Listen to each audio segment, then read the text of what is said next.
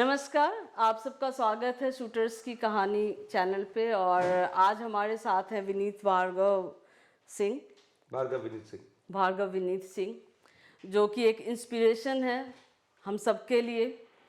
और क्योंकि मैं तो यही बोलूँगी कि एक ऐड आता था कि डर के आगे जीत है, तो आप जब इनसे मिलेंगे, इनके बारे में जानेंगे, तो आप भी हमारे साथ बोलेंगे कि डर के आगे विनीत है। कुछ ऐसी कहानी है इनकी। आज से लगभग 11 साल पहले एक रोड एक्सीडेंट में इन्होंने अपने दोनों पैर खो दिए। उस वक्त ये एक यंग क्रिकेटर थे, लेकिन इन्होंने जीना नहीं छोड़ा।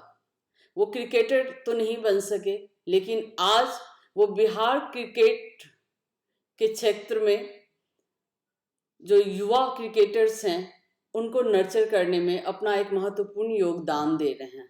तो चलिए हम स्वागत करते हैं अपने स्टूडियो में भार्गव विनीत सिंह जी का। आपका काफ़ी योगदान मैं देख रही हूँ बिहार क्रिकेट एसोसिएशन में। आप काफ़ी चर्चित रहते हैं। चर्चित तो क्रिकेट एसोसिएशन में भी मैं लड़ाई लड़ रहा हूँ। क्रिकेट एसोसिएशन में फाइट कर रहा हूँ against all the odds, against all the corruptions, against the corrupt system, against the corrupt people. I am fighting for players, for cricket, for cricketing activities, for better infrastructure. इन सब चीज़ों के लिए कर रहा हूँ। कुछ बहुत सारी अच्छी चीज़ें भी होती हैं जो मोटिवेट करती हैं, और बहुत सारी बुरी चीज़ें भी होती हैं जो अग्रेसिव कर देती है, आपको गुस्सा फाइट करने पे मजबूर करती है। इसमें से एक हमारे जो अभी वर्तमान की जो बिहार क्रिकेट संघ की जो वर्तमान की समिति जो चुनकर आई थी, उनका चुनाव ही गलत हुआ था। सबसे पहले बीसीसीआई के सुपरविजन में वो चुनाव हुआ था। सब आज जो करप्शन हो रहा है सबके रूट में, अगर कोई एक चीज़ में से पूछेगा तो वो चुनाव है, जो अंतिम चुनाव हुआ था। क्योंकि जो अभी वर्तमान के अध्यक्ष हैं, वो एक रूल होता है हर चुनाव का, है ना। एक फंडामेंटल, अगर आप वो पढ़ेंगे पवाइड वगैरह तो आपको पता चला, आपको जानकारी होगी भी, I am sure you are very much educated, कि मतदाता होना होता है आपको नॉमिनेशन करने के लिए। You need to be a voter. आप अगर विधायक का, एमपी, इलेक्शन या किसी का भी चुनाव लड़ते हैं, आपको पहला क्राइटेरिया यही है। तो उसी तरह चुनाव का ये बेसिक है, फंडामेंटल। तो उसी तरह क्रिकेट एसोसिएशन में भी आपको चुनाव लड़ने के लिए होना चाहिए कि आप जो जितनी लोडा कमेटी के हिसाब से 5 पोस्ट होते हैं हर जिले में, 6 मैक्सिमम, लेकिन 5 को माना जाता है। तो उस 5 में से किसी एक पद पे होने चाहिए, तभी आप बीसीए के अध्यक्ष, सचिव या ट्रेजरर या कोई भी और बाकी पोस्ट के लिए नॉमिनेशन कर सकते हैं। अध्यक्ष ने गलत हलफनामा दे दिया कि मैं वाइस प्रेसिडेंट था वहाँ पे गोपालगंज क्रिकेट एसोसिएशन, जो कि कम्प्लीटली गलत था, है ना। वो थे नहीं वहाँ पे, क्योंकि ऑब्जर्वर का रिपोर्ट है जो वहाँ चुनाव हुआ था, उस रिपोर्ट में जो नाम है उसमें राकेश कुमार तिवारी कहीं नहीं है। लेकिन उसके बाद भी वो चुनाव लड़े, चुनाव जीते, अध्यक्ष बन गए। आज तक ये कोर्ट में मामला चल रहा है। इतनी सी बेसिक चीज़ जज साहब को समझ में नहीं आ रही है। मैं सम्मान करता हूँ न्यायालय का हमेशा, लेकिन और भी कुछ चीज़ें होंगी, लेकिन ये तो बहुत सिंपल चीज़ है जो किसी के भी समझ में आएगी। उन्होंने एफिडेविट भी दिया था कि ये रॉन्ग एफिडेविट का भी मामला बनता है। करप्शन का मामला चलता है, उन पर केस चल रहा है गुड़गांव में, उन पर केस चल रहा है दिल्ली में, कई सारा करप्शन को लेके। ठीक है, जो सिलेक्शन की स्थिति है आज, अब किसी से छुपी नहीं हुई है, तो अखबार में छपता है। अब एंटी करप्शन क्या काम कर रही है, विजिलेंस क्या काम कर रही है, यहाँ बिहार सरकार को भी देखना चाहिए। अब बीसीसीआई ऑटोनोमस बॉडी है, बीसीसीआई उसका हिस्सा है। तो इसका, इन सब चीज़ों का जो बिहार के क्रिकेटर्स हैं उन पे क्या असर पड़ रहा है, और आप क्या कर रहे हैं क्या उसके असर पड़ रहा है मैं आपको डेवलपमेंट बताता के हूँ। लिए? इन लोगों, ये अशिक्षित लोग हैं, इनको शिक्षा की कमी है, और जो शिक्षित है वो उनको अपना बेटा खिलाने से ज़्यादा चाहिए नहीं कुछ। ठीक है, बेसिकली ये बेटा क्रिकेट एसोसिएशन हो गया बीसीए। ओके। ठीक है, इसमें बेटे सब कमेटी के एक बंदे अपना अपना अपना बेटा खिलाते हैं, चाहे वो जिले में हो या जिले से बाहर हो। ठीक है, यहाँ पे कोच को हटा दिया जाता है बिना किसी शो कॉज के, सीधे हटा दिए। एक फिर नया कोच बनाया जाता है, उसको 2 मैच के बाद हटा दिया जाता है ना। यहाँ पे पैराशूट से प्लेयर आ जाते हैं। अंडर-19 की जो टीम गई थी उसमें 7-8 प्लेयर्स पे, मतलब ये स्थिति हो गई थी कि अगर उसमें बीसीसीआई एक्शन ले लेती प्रॉम्प्ट, जैसे लेना चाहिए था, नहीं ली ने बीसीसीआई ने, तो इनके पास प्लेइंग 11 नहीं होता। अंडर-19 की बात बता रहा हूँ, 20 साल की। 150-150 बच्चों का ये कैंप लगाते हैं, 150 मैक्सिमम आप जाइएगा दूसरे स्टेट्स में जहाँ क्रिकेट होता है 25, 30, 35, इन वर्स्ट सिचुएशन 40, ठीक है। लेकिन यहाँ 150 बच्चों 90 बच्चों का कैंप लगता है, और उस कैंप में भी रोज ऐड होते थे, 5 और हो गए, 10 और हो गए, वो तो अभी कैसा परफॉर्मेंस दे रही है बिहार क्रिकेट टीम, और क्या उम्मीदें हैं आपको उनसे? देखिए, जो परफॉर्मेंस दे रही है वो एक्सेप्टेबल इसलिए नहीं है कि हम उससे अच्छा परफॉर्म करने की स्थिति में हो सकते थे। हमारे प्लेयर्स और भी बहुत टैलेंटेड थे जिनको प्लेटफॉर्म नहीं मिला, और उनको मिला होता तो हमारी टीम बहुत अच्छा कर रही होती। हर बार बिहार पिछले 2-3 साल से होता है कि एलिट, इसका जो क्राइटेरिया है जो रणजी ट्रॉफी डोमेस्टिक मैचेस का, अलग अलग ग्रुप है, तो उसमें है प्लेट एलिट। तो अगर आप अच्छा परफॉर्म करते हैं मैच में जीत के तो एलिट में जाते हैं, अगर आपका पॉइंट्स कम रहता है तो आप फिर वापस प्लेट में आ जाते हैं। कमजोर, बेसिकली कमजोर टीम प्लेट में होती है, अच्छी टीम जो होती है एलिट में होती है। तो बिहार हर साल एलिट क्वालिफाई करती थी, प्लेट में आ जाती थी अगले साल, एलिट वाले में सस्टेन नहीं कर पाती थी। इस बार पहली बार हुआ था विजय हजारे में कि मुश्ताक अली में कि बिहार ने एक मैच जीता, अच्छा इंपॉर्टेंट मैच जीता, एलीट ग्रुप का पहला मैच जीता। तरुण कुमार भूला अंडर-19 इंडिया खेले हैं, ठीक है।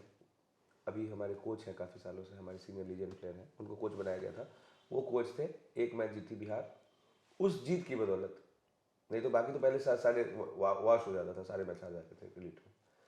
उस जीत की बदौलत बिहार सस्टेन कर गई एलीट ग्रुप में, और वो उस कोच को बिना कोई शो कोच किए हुए हटा दिया गया, ठीक है। वो दैट ये मुझे बहुत बुरा लगा। उसके बाद एक नया कोच अपॉइंट किया गया, नया कोच अपॉइंट जब करते हैं उनको भी 2 मैच के बाद बिना किसी को सिक्योरिटी भेज दिया उनके लिए वहाँ पे, मैंने जो मुझे जानकारी है, ठीक है। उनको ग्राउंड में एंटर नहीं करने दिया कोच को हटाने के बाद। मतलब ये कोई अशिक्षित गवार जिसका अहंकार में सर घुमा हुआ है वही कर सकता है। ये कोई मतलब नॉर्मल इंसान नहीं कर सकता है। ये कोई मतलब मानसिक रूप से अगर कोई विक्षिप्त हो गया होगा ना, वो कर सकता है।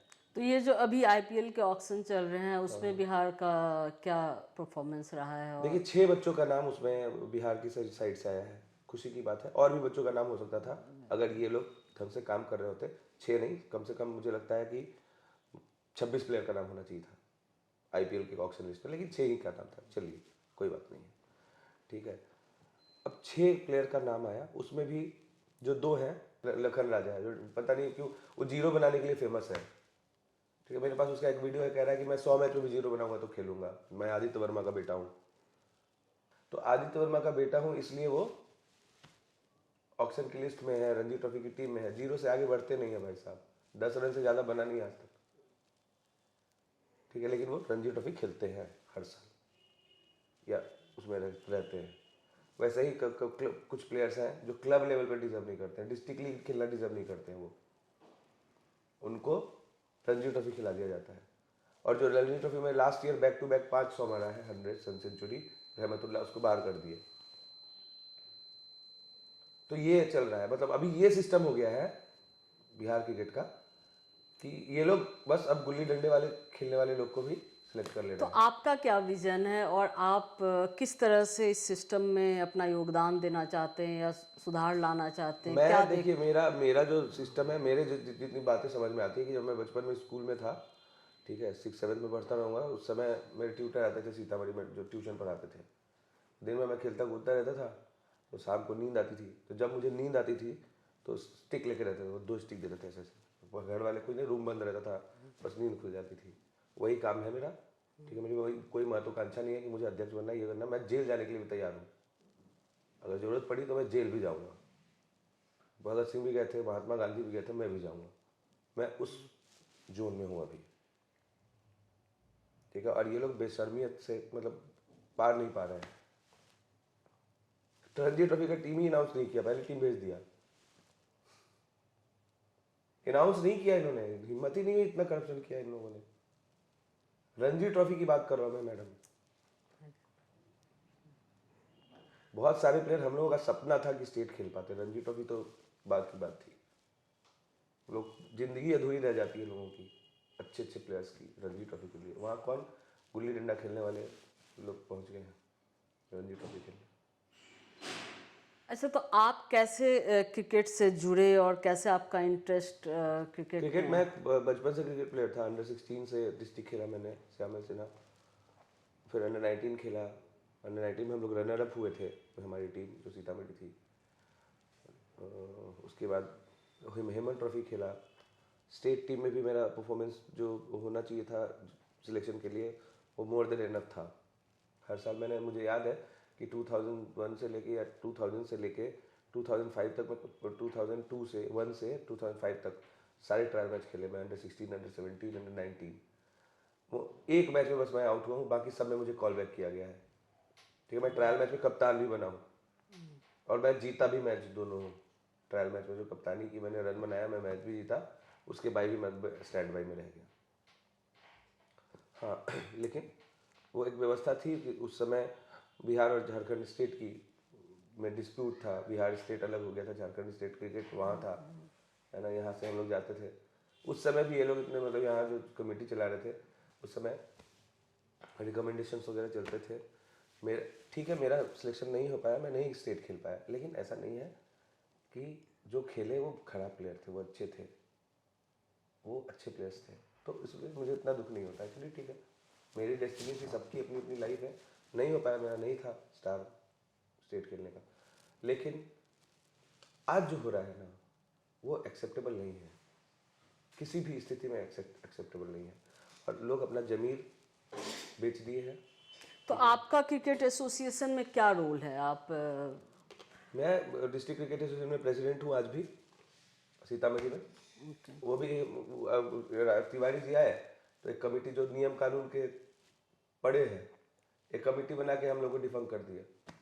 उसके अगेंस्ट मैं मामला चल रहा है लोकपाल में, लेकिन आज भी मैं प्रेसिडेंट हूँ सीतामढ़ी क्रिकेट एसोसिएशन का। हालांकि हमने प्रयास किया है कि वहाँ का डिस्प्यूट खत्म हो जाए। जो दूसरी कमेटी है, हम लोग मिलजुल के, क्योंकि हर्डल्स नहीं चाहता हूँ मैं। हर्डल्स नहीं, आप लोग आइए, आपको पोस्ट का, मुझे पोस्ट भी नहीं चाहिए, ठीक है, आप लोगों को पोस्ट, लेकिन एक व्यवस्था चाहिए जिसमें हमारे प्लेयर्स, हमारे अच्छे प्लेयर्स हैं सीतामढ़ी के। चूंकि मैं सीतामढ़ी का एडमिनिस्ट्रेटर हूँ, इसलिए मैं सीतामढ़ी के लिए बात करता हूँ। स्टेट में अगर मैं बीसीए का प्रेसिडेंट होता तो बीसीसीआई की इतनी हिम्मत नहीं होती कि आशुतोष अमन जैसा प्लेयर को ऑप्शन लिस्ट में नहीं रखते। ठीक है, ये तरीका नहीं होता है कि अगर मैं रिकमेंड कर रहा हूँ तभी वो अच्छा प्लेयर होगा। अगर स्टेट रिकमेंड करेगा तभी वो, उसका परफॉर्मेंस आपको दिख नहीं रहा है बीसीसीआई को? बिल्कुल, वो तो परफॉर्मेंस, ये करप्शन कर रहा है, इसकी 50 मिल जाते हैं, बीसीसीआई एक्शन नहीं लेती है। परिवारवाद तो वहां भी चल रहा है, परिवारवाद ही चल रहा है, तभी तो ये हो रहा है ना कि लोढा कमेटी के रिकमेंडेशन के हिसाब से उनका टर्न ओवर हो चुका है, न्यायालय में मैटर पेंडिंग है। तो सौरभ गांगुली भी सस्टेन कर रहे हैं, वो भी सस्टेन कर रहे हैं। तो करप्शन सिर्फ यही थोड़ी है। जब ऊपर से ही उनको बढ़ावा मिल रहा है तो नीचे तो ये तो करेंगे। अशिक्षित आदमी है, 4 लाइन हिंदी इंग्लिश नहीं लिखनी आती है, इंग्लिश छोड़ दीजिए, हिंदी नहीं लिख सकते हैं ये। इनको बेसिक जो अंडरस्टैंडिंग होती है वो इनके पास नहीं है। तो आपको क्या लगता है कि आगे जो आपके प्लेयर्स हैं, जो 6 प्लेयर्स आपने बताए, उनमें से क्या उम्मीद है आपको कि क्या रिस्पॉन्स मिलेगा? कल तो ऑक्शन का सेकेंड डे था, ऑक्शन खत्म हो गया। एक प्लेयर का हुआ है, अनुनय is a very good bright youngster, और मैं उम्मीद करता हूँ कि वो अपना फोकस और बढ़ाएंगे। और उन डाइट है, टेक्निकल, वहाँ पे जब वो पहुँचेंगे मेरी बात हुई है, मैंने बधाई दी उसको, अनुनय को। मैंने उससे कहा है कि आप यहाँ, अब इस जंजाल से आप नीचे हैं, ऊपर उठ गए बिहार क्रिकेट के जंजाल से, अब आपको सब सपोर्ट मिलेगा। क्योंकि ऊपर किसी चीज़ का कोई भी पॉलिटिक्स है, लेकिन प्लेयर्स की वैल्यू है, ग्रूमिंग होगा। यस बिल्कुल है, प्लेयर्स की वैल्यू है। अच्छा, चलिए, अब क्रिकेट एसोसिएशन से निकलकर हम आपके पर्सनल लाइफ के बारे में चाहेंगे हमारे दर्शक जाने, बिकॉज आप बहुत इंस्पायरिंग स्टोरी है आपकी। तो थोड़ा सा उसके बारे में आप बताएंगे, कैसी रही आपकी लाइफ? और अच्छी रही लाइफ, थ्रू आउट अच्छी रही।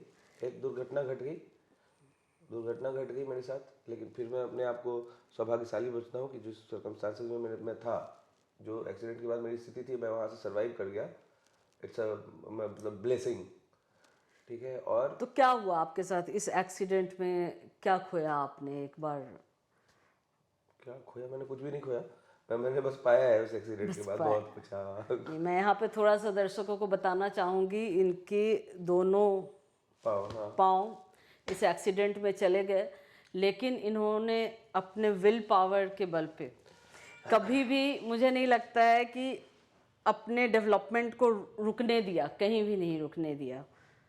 He is very motivational person and इनकी जो ये एक्सीडेंट की वजह से जो इन्होंने फेस किया वो कहीं बीच में नहीं आया, और आज भी ये बहुत अच्छा काम कर रहे हैं। One of the very confident person है। तो मैं ये इसलिए बताना चाह रही हूँ कि बहुत सारे लोग कुछ ना करने के लिए कोई वजह ढूंढ लेते हैं, और ये तो बहुत बड़ी वजह थी इनके लिए। बट जो विल पावर था इनका इतना स्ट्रांग था कि जो मेनली होता है कि दिमाग में हैंडीकैप, वो मेंटल हैंडीकैप होता है कि आप आगे नहीं बढ़ सकते हैं, बट इन्होंने इसको बिल्कुल कोई इम्पोर्टेंस ही नहीं दिया लाइफ में, और ये आगे बढ़ते गए। आज क्रिकेट एसोसिएशन में अपना योगदान दे रहे हैं और काफ़ी ग्रूम कर रहे हैं बच्चों को, और मुझे उम्मीद है कि बिहार क्रिकेट एसोसिएशन से काफ़ी टैलेंट आगे निकल कर आएंगे जिनमें इनका बहुत बड़ा योगदान होगा, और शाइन करेंगे इंडिया लेवल पे, इंटरनेशनल लेवल पे। मेरा मैम देखिए, मेरा योगदान क्या होगा, मैंने हमेशा कहता हूँ मैं ये बात कि जीरो को कोई हीरो नहीं बना सकता है, जिसमें हीरो बनने वाली बात। हाँ, बिल्कुल टैलेंट भी चाहिए, टैलेंट भी चाहिए, लेकिन उस टैलेंट को पहचानने के लिए और वो नजरिया चाहिए, और पहचान के उसको ग्रूमिंग भी करना है। मैं एक्सेप्शन नहीं हूँ मैम, सब जानते हैं कि कौन टैलेंटेड है कौन नहीं है, बस वो जो देखते हैं सुनते हैं वो कहते नहीं है। मेरे में और उनमें यही अंतर है। आप में वो कॉन्फिडेंस है, वो इनिशिएटिव है। आप इनिशिएटिव ले रहे हैं उस चीज को करने का, चेंज को लाने का, जो हर कोई नहीं कर पाता है। मैं सफर रहा हूँ। मैं आज भी अगर मेरी डिस्ट्रिक्ट का कोई टैलेंटेड प्लेयर बाहर होता है, उसको बाहर करते हैं, तो मैं उसी जोन में जाता हूँ, चला जाता हूँ जिसमें मुझे बाहर किया जाता था। Obviously I feel for them. बिल्कुल, ये जो आई फील फॉर देम है, वो फीलिंग मेरे अंदर भी है। मैं शूटिंग से जुड़ी हुई हूँ, तो वहाँ पर भी जो डेवलपमेंट की स्थिति देखती हूँ कि बहुत सारे टैलेंट हैं जो उभर नहीं पा रहे हैं, तो वो आई फील फॉर देम वाली फीलिंग आती है। आपको आप भी शूटर रही हैं, आप बहुत इतने सारे मेडल्स हैं आपके, नेशनल गोल्ड मेडल है, रिकॉर्ड आपने अपने टाइम पे बहुत सारे बनाए। लेकिन मैम जो मैं देखता हूँ बहुत सारे फेडरेशंस को अक्रॉस बिहार, और जिस तरह से राइफल एसोसिएशन बिहार का काम कर रहा है, that is very much commendable. Kaushal sir कर रहे हैं, पूरी टीम है। हाँ, पूरी टीम है, सब लोग हैं, बहुत अच्छा काम कर रहे हैं, बहुत अच्छा काम कर रहे हैं। दिखेगा आने वाले समय में। एक्चुअली मैं आपको बताना चाहूँगी कि मैंने जब इस चैनल की शुरुआत की तो बहुत सारी चीज़ें कमी थी जो सामने आई थी, और मुझे बड़ी खुशी है ये जानकर कि उन चीज़ों पे काम हो रहा है, होता दिख रहा है। और आज की डेट में देखिए, पाटलिपुत्रा में एक शूटिंग रेंज आया है, तो ऑब्वियसली हम लोग प्रयासरत हैं कि बहुत जल्दी पटना में भी कम से कम 50 मीटर का एक अपना हम लोगों का मतलब जो शूटर्स के लिए ये जो डेवलपमेंट है ना, ये दिख रहा है, तो उसकी मेरी मतलब बहुत खुशी है दिल से, और इसका फायदा जरूर यहाँ के शूटर्स को मिलेगा जो परेशान हो रहे थे। कल्याण विवाह में भी बहुत अच्छा सेटअप है, बहुत अच्छा। मैं गई हूँ वहाँ, बिल्कुल, लेकिन प्रैक्टिकली ना बच्चों के लिए बहुत डिफिकल्ट हो जाता है वहाँ, और उनके पर्सनल मतलब इस टाइम पे जो स्टडीज वगैरह को मैनेज कर पाना, वहाँ पे जाना पटना से या दूर है काफी से, मतलब आप एक साथ यंग एज में तो आपको स्टडी भी देखना पड़ता है, तो एक साथ आप स्टडी और कल्याण विवाह जाना आना नहीं अफोर्ड कर सकते। तो ऐसी परिस्थिति में पटना में जो शूटिंग रेंज आ रही है, ये पाटलिपुत्रा गन शूटिंग रेंज, मैं गया वो मैं भी गई थी, बहुत अच्छा सेटअप है। बिल्कुल, और इससे बच्चों को काफ़ी मदद मिलेगी जो यहाँ रह करके अपने बिना कॉम्प्रोमाइज़ किए अपने स्टडी को वो शूटिंग प्रैक्टिस कर पाएंगे, अपने प्रतिभा को निखार पाएंगे। Thank you very much Vineet हमारे स्टूडियो में आने के लिए, और बहुत अच्छा लगा आपसे मिलकर, और आप जो योगदान दे रहे हैं क्रिकेट एसोसिएशन में, उससे ज़रूर बहुत सारी प्रतिभाएं उभर करके आएंगी और शाइन करेंगी। Thank you so much. Thank you ma'am for giving this platform. And one more thing, मैं फिर वही बात बोलूँगा, सब जगह पे अच्छे बुरे लोग होते हैं। बिल्कुल ठीक है, मीडिया का जो रोल है, मैंने मीडिया को बहुत इन्फॉर्म किया था सब जो करप्शन चल रहा था, लेकिन तब वो मीडिया आई नहीं। और जब लड़के IPL वगैरह में जब ऊपर पहुंचने लगे तो मीडिया पीछे पीछे घूम रही थी, तो मुझे मैंने एंटरटेन नहीं किया। लेकिन मैं आपके लिए एक स्पेशल रिस्पेक्ट है, you always speak for the people. देखिए जो स्पोर्ट्स पर्सन है वो एट द कोर, चाहे कोई भी स्पोर्ट्स है, वो स्पोर्ट्स पर्सन ही है एट द कोर। तो आज मैं कहीं भी शूटिंग की डेवलपमेंट ही नहीं, स्पोर्ट्स में कहीं भी कोई डेवलपमेंट होता है तो उससे मैं रिलेट करती हूँ एज ए स्पोर्ट्स पर्सन। तो इसलिए मैं जरूर, तो यही रीजन है कि अब मुझे कोई इंटरेस्ट नहीं है, मतलब इन जनरल और बाकी लोग। मेरा सोशल मीडिया जिंदाबाद। मेरा फेसबुक, अगर बिहार क्रिकेट की स्थिति जाननी है ना, तो पिछले 2-2.5 साल का फेसबुक उठा के देख लीजिए, आपको बिहार क्रिकेट साफ साफ दिख जाएगा। किसी विजिलेंस को, एंटी करप्शन को कहीं और जाने की जरूरत नहीं, मेरा फेसबुक उठा के देखिए, आपको सब दिख जाएगा। ठीक है, thank you ma'am. Thank you. आज मुझे आप लोगों के साथ इस बात को शेयर करते हुए बड़ी खुशी हो रही है कि पटना में फाइनली एक इंडोर शूटिंग रेंज की स्थापना हो चुकी है, जिसका सभी शूटर्स को बड़ी बेसब्री से इंतजार था। और हाल ही में हमारे नेशनल शूटिंग कोच दीपक दुबे जी ने भी बिहार में शूटिंग रेंज का दौरा किया। तो चलिए जानते हैं उनका ओपिनियन बिहार में हो रहे शूटिंग के क्षेत्र में डेवलपमेंट के प्रति।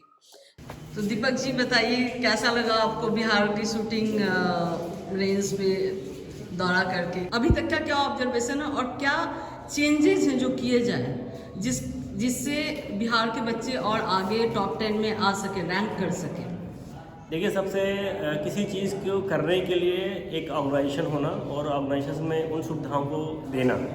जैसे मैं अभी कल्याण बिहार की रेंज देखा तो सारे उससे सुख सुविधाओं से कहें, रेंज की सुख सुविधा जैसे होती है, इलेक्ट्रॉनिक रेंज होना चाहिए वहाँ पे और सारी इक्विपमेंट होना चाहिए, वो सब चीज़ें हैं। वहाँ पे थोड़ी सी मुझे कमी लगी जो 50 मीटर का है और 25 मीटर की रेंज, ये दो चीज़ें अभी शायद मुझे बताया गया है कि वो ऑन द प्रोसेस है, वो जल्दी ही वो भी तैयार हो जाएंगी। तो जब एक इंफ्रास्ट्रक्चर बन जाता है तो उसके साथ ही आपका डेवलपमेंट चालू हो जाता है। मुझे भी बताया गया कि इतनी अच्छी रेंज, अभी रोड बनी है, पहले ये सुविधा नहीं थी, तो अप्रोचेबल हो गया है हर चीज़ें वहाँ पे। और दूसरे, अभी ये पाटलिपुत्र में आपकी नई रेंज खुली है, तो जगह जगह पे जब चीज़ें ओपन होना शुरू होती हैं तो लोगों तक अप्रोच होती है। हो सकता है किसी लोगों के लिए वो कल्याण बिहार अप्रोचेबल ना हो, बच्चे स्कूल गोइंग हैं, उनके ट्यूशन्स होते हैं, तो उनके लिए चैलेंज होता है इतना दूर जाके वहाँ ट्रेनिंग करना। लेकिन मुझे ये भी बताया गया है कि वहाँ पे हॉस्टल सुविधा है और हर चीज़ फ्री है।